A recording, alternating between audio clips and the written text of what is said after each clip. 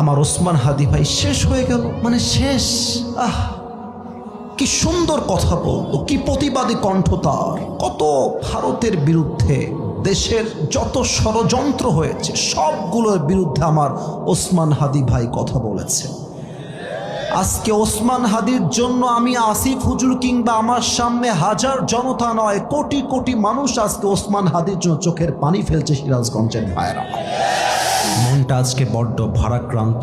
একটু আগেও কান্না করছিলাম গাড়িতে বসে বসে, চোখের পানি যেন থামছিল না আমার। আপনারা অনেকে জানেন, অনেকে জানেন না, জুলাই বিপ্লবের এক বিশাল নেতা, আমাদের সকলের প্রিয় ভাই ওসমান হাদি আজকে আল্লাহর জিম্মায় চলে গিয়েছে। আজকে আমার ভাই শহীদি মৃত্যুবরণ করেছে।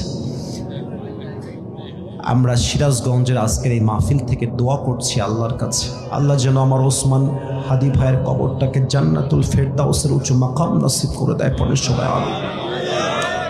এই রক্ত বৃথা যাবে না, এই রক্ত আমরা বৃথা যেতে দিব না। বাংলার ধামাল যুবকরা বেঁচে থাকতে যতদিন পর্যন্ত ওসমান হাদির খুনিদের বিচার হবে না, যুবকরা শান্তির ঘুম বাংলার মাটিতে ঘুমাতে পারবে না।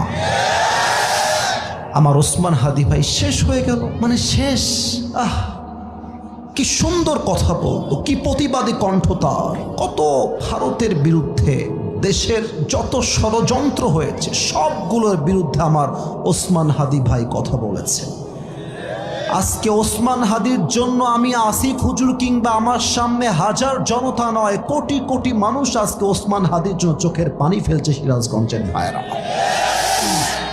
আমি আবারও দোয়া করছি আল্লাহর কাছে, আল্লাহ আমার ওসমান হাদি ভাইয়ের যদি কোনো গুনাহ পৃথিবীতে বেঁচে থাকতে হয়েও থাকে, তুমি তার শহীদি রক্তের বিনিময়ে তার কবরটাকে জান্নাতুল ফেরদাউসের উঁচু মাকাম হিসেবে কবুল করে নাও। পড়াশোনা আমিন, জোরে সোরে বলেন সবাই আমিন। ইনশাআল্লাহ দেশ একবার আমরা স্বাধীন করেছি।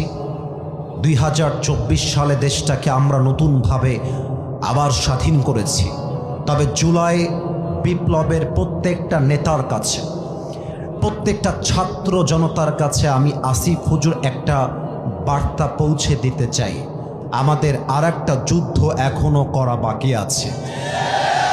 সেই যুদ্ধের নাম হলো আল্লাহর জমিন। যেহেতু আল্লাহর, ইনশাআল্লাহ আগামীর যুদ্ধ হবে আল্লাহর জমিনে। আল্লাহর কোরআনের সংবিধান দিয়ে দেশ চালাবার সংগ্রাম হবে আগামীতে। আমরা স্পষ্ট ভাষায় বলছি, ওসমান হাদির খুনের বিচার করতে হবে আল্লাহর কোরআনের সংবিধান দিয়ে।